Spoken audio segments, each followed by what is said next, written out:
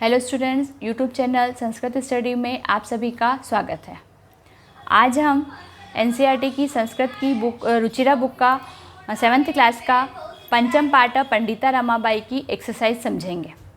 इसके पहले वाले वीडियो में मैं आप लोगों को चैप्टर समझा चुकी हूँ। आशा करती हूँ आपने मेरे उस वीडियोज़ को देखा होगा। अब हम शुरू करते हैं पंचम पाठ पंडिता रमाबाई की एक्सरसाइज अभ्यास कार्य। फर्स्ट क्वेश्चन है एक पदेन उत्तरत, एक पद में उत्तर दीजिए। क पंडिता सरस्वती इति उपाधिभ्याम का विभूषिता। पंडिता और सरस्वती ऐसी उपाधि से किसे विभूषित किया गया था, मतलब किसको ये उपाधियाँ दी गई थी। किसको दी गई थी? रमाबाई को। आंसर हो जाएगा रमाबाई। ख रमा कुतः संस्कृत शिक्षा प्राप्तवती। रमा ने किससे संस्कृत की शिक्षा प्राप्त की? अपनी माता से प्राप्त की थी, तो आंसर आ जाएगा स्व मातु। ग रमाबाई केन सह विवाहम अकरोत। रमाबाई ने किसके साथ विवाह किया? किसके साथ विवाह किया था? उनके पति का नाम विपिन बिहारी दासन, विपिन बिहारी दास के साथ। घ कासाम शिक्षाय रमाबाई स्वकीयम जीवनम अर्पितवती। किसकी शिक्षा के लिए रमाबाई ने अपना जीवन अर्पित कर दिया? स्त्रियों की, तो आ जाएगा आंसर स्त्रीणाम शिक्षाय रमाबाई, मतलब स्त्रियों की शिक्षा के लिए रमाबाई ने अपना जीवन अर्पित कर दिया। इंग रमाबाई उच्च शिक्षार्थम कुत्र अगच्छत। रमाबाई उच्च शिक्षा के लिए कहाँ गई थी? इंग्लैंड देश, England Desam. Question number 1 completed. Question number 2। Question number 2 है रेखांकित पदानी आदृत्य प्रश्न निर्माणम कुरुत। मीन्स रेखांकित पद को हटाकर प्रश्न बनाए, मतलब जिसके नीचे अंडरलाइन है। रेखांकित मीन्स अंडरलाइन है, उस शब्द को हटा के हमें इसको क्वेश्चन बनाना है। और क्वेश्चन बनाने में मैं पहले भी आपको बता चुकी हूँ, बोल चुकी हूँ कि जब भी हम क्वेश्चन बनाने वाला क्वेश्चंस करते हैं तो उसमें लास्ट में हमें क्वेश्चन मार्क लगाना आवश्यक होता है। फर्स्ट है रमायाः पिता समाजस्य प्रताड़नम असहत।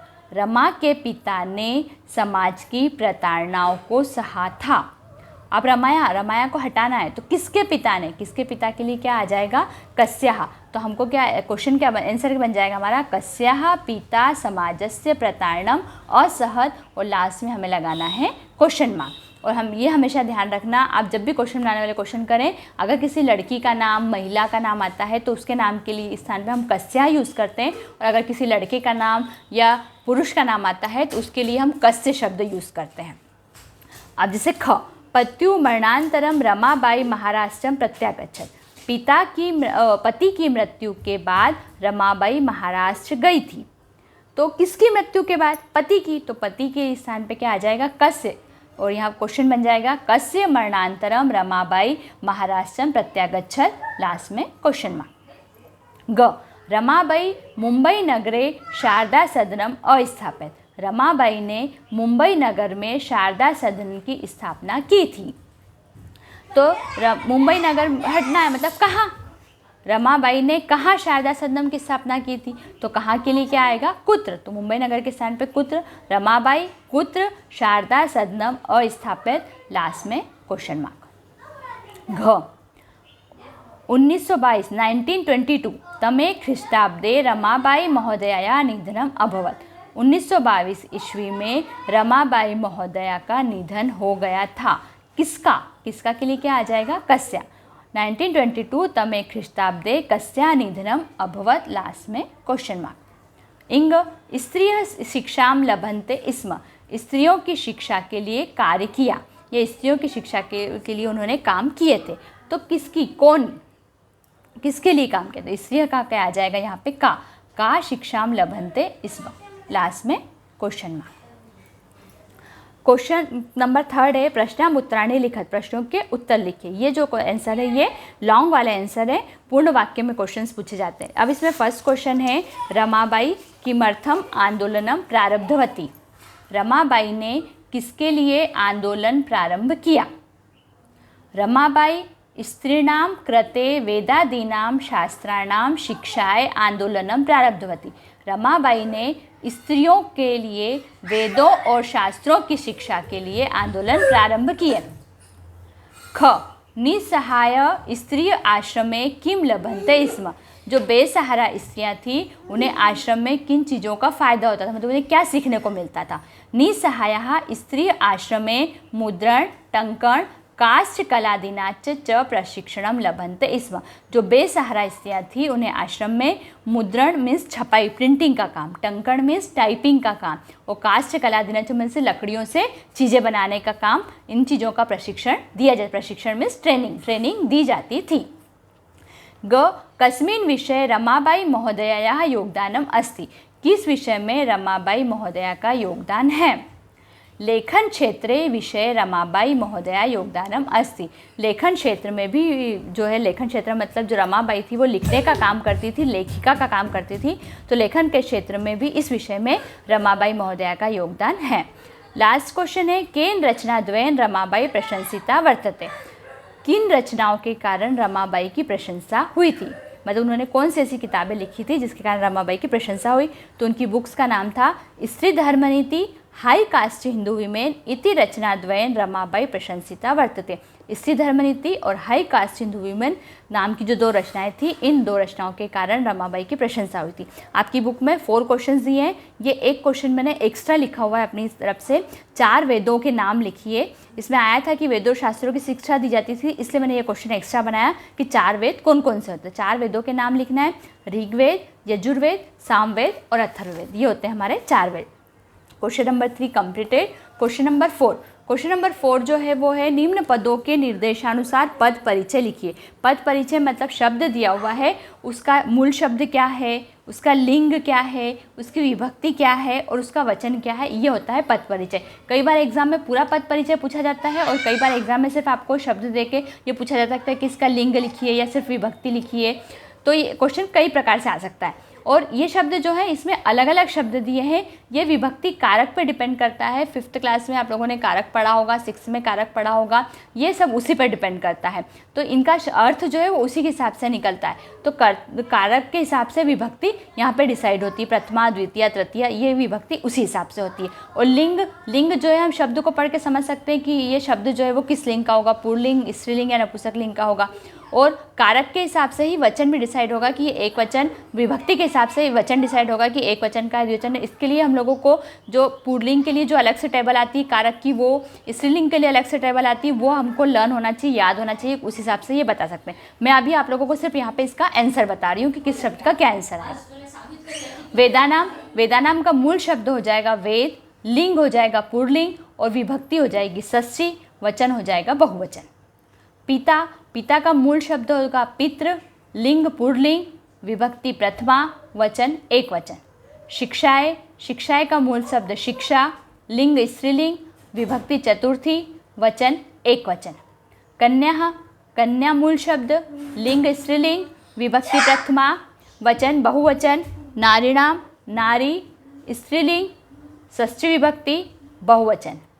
मनोरमा मूल शब्द स्त्रीलिंग, विभक्ति तृतीया और वचन एक वचन। ये question number 4 complete. Question number 5 है कि अधोलिखितानाम धातुनाम लकारम पुरुषम वचन, मतलब नीचे जो धातुएं दी गई है, शब्द दिया गया है, उसकी धातु पहचानना है, लकार पहचानना है, पुरुष पहचानना है और वचन पहचानना है। इसके लिए आप लोगों को धातु रूप लर्न होना चाहिए। धातु रूप लर्न करने के लिए आप लोगों को 6th क्लास में आपने पढ़ा होगा, इसका जो ये फार्मूला होता है, जैसे लट लकार। लट लकार का क्या होता है, ती, तह, अंति, सी, थह, थ, आमी, आव, आमा। अगर किसी शब्द के आखिरी में ती, तह, अंति इस टाइप से आ रहा है तो वो लट लकार हो जाएगा। और लट लकार अगर आपको ये लर्न है तो आप उसके हिसाब से बता सकते हैं कि कौन से वचन का होगा, कौन से पुरुष का होगा। ऐसे लट लकार भविष्य काल का होता है। इसमें होता है इष्यति, इष्यतः, इष्यन्ति, इष्यसि, इष्यथः, इष्यत, इष्यामि, इष्याव, इष्यामः। ये भी ये एक वचन के, ये द्विवचन के और ये बहुवचन के। अब है लंग लकार। लंग लकार मीन्स अतीत काल का होता है ये। इसमें होता है अ त, इसमें जो धातु शब्द होता है, क्रिया शब्द होता है, वो बीच में लिखा जाता है, उसके आगे अ लगाया जाता है और पीछे त लगता है। अ त मीन्स यहाँ पे बीच में धातु ले, जैसे पठ है तो अपठत, गम है तो गम को हम गच्छ के रूप में यूज़ करते हैं तो अगच्छत, इस टाइप से ये यूज़ होती है। अत, अताम, अ न, अह, अतम, अ त, अम, अ आव, अ आम। अब इसको पहचान के हम लोगों को इन शब्दों को करना है। देखिए मैं आपको बताती हूँ कैसे करेंगे। जैसे फर्स्ट है, फर्स्ट जो है वो आसित है।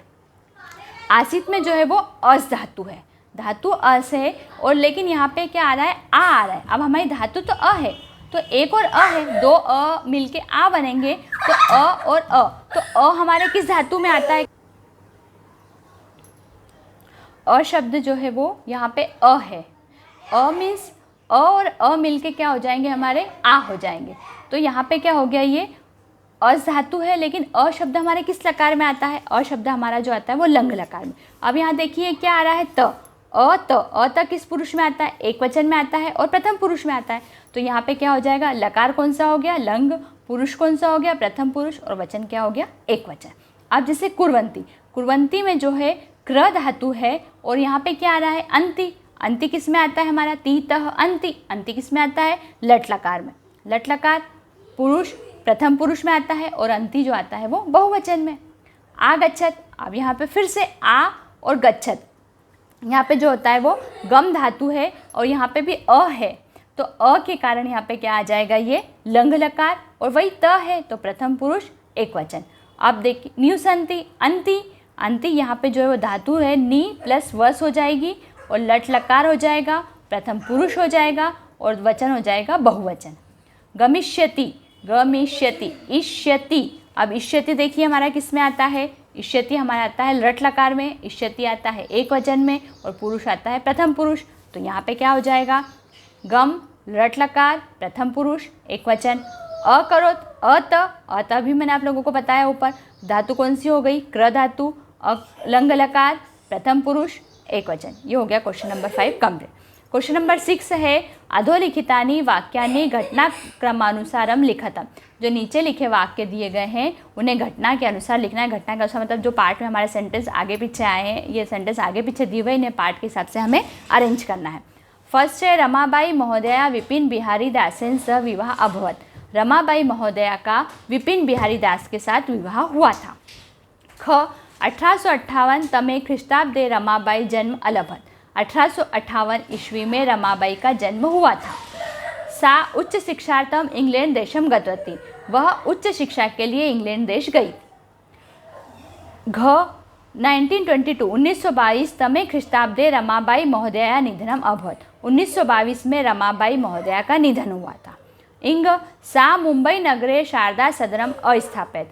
वहाँ उन्होंने मुंबई नगर में शारदा सदन की स्थापना की थी।